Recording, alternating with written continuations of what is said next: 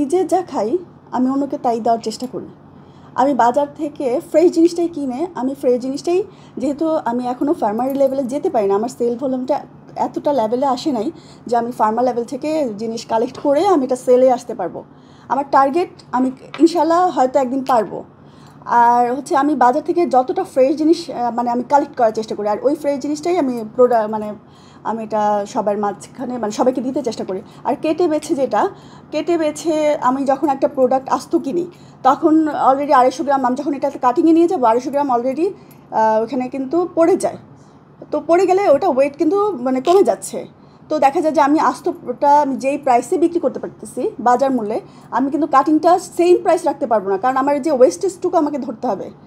আমি সবসময় আহ্বান করব মানে বিজনেসটা আসার জন্য। বিজনেসটা আসলে এত সহজ না, অনেক কষ্টের, কিন্তু তারপরও আমি এই জায়গাতে অনেক স্বাচ্ছন্দ্য ফিল করি। আমি অনেক পরিশ্রম করি, কিন্তু আমার এই পরিশ্রমটা না আমার দিন শেষে মনে হয় এটা আমার জন্য করতেছি। কিন্তু যখন আমি চাকরি করতাম, যখন আমি অনেক পরিশ্রম করতাম, দিন শেষে মনে হতো না যে আমি নিজের জন্য কিছু করছি। পদ্মা সেতু, মেট্রো রেল এবং এলিভেটেড এক্সপ্রেসওয়ে নির্মাণের গর্বিত অংশীদার বসুন্ধরা সিমেন্ট। এখন মনে হয় যে না, আমি যখন অনেক কষ্ট করতে করতে যখন আমি টায়ার্ড হয়ে যাই, তখন মনে হয় না এটা তো আমার জন্য করছি। তখন আমার আমি আরও কষ্ট করতে আমার একটুও খারাপ লাগে না।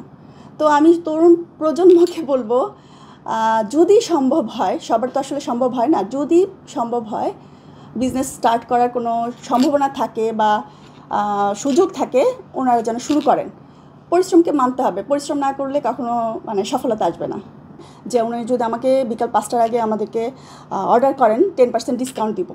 তো কাটা সবজির উপর আমি যতটা পারি ওয়েস্টেজের প্রাইস রেখে যতটা পারি রিজনেবল রাখার চেষ্টা করেছি। তার উপর আমি একটা 10% ডিসকাউন্ট দিচ্ছি যদি ওনারা আমাদেরকে আগের দিন বিকাল 5টার মধ্যে পরের দিনে অর্ডারটা করেন।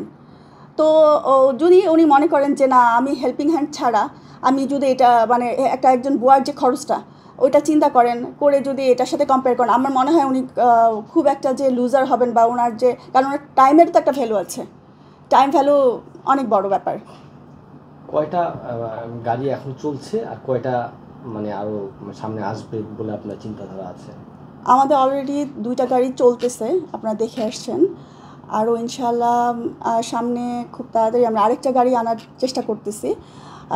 পাশাপাশি আমরা একটা রেস্টুরেন্টও করছি ড্যাফোডিল ইউনিভার্সিটির কাছে। ইনশাআল্লাহ খুব তাড়াতাড়ি যতটা পারি চেষ্টা করব যে এই বিজনেসটাকে আরও প্রসার করতে। আর আরেকটা কথা ছিল যে আপনারা বলেছিলেন যে আমি কীভাবে এক্সপান্ড করতে চাচ্ছি ডিএইচএসের বাইরে। আমি চাচ্ছি যে ফ্র্যাঞ্চাইজির মাধ্যমে আমি বিজনেসটাকে আরও এক্সপান্ড করতে, কারণ ওইখানে আসলে ক্লোজ মনিটরিং ছাড়া আমি এখান থেকে ভেজিটেবলগুলো দিতে পারবো না। ভেজিটেবলগুলো তার গুণগত মান ঠিক থাকবে না।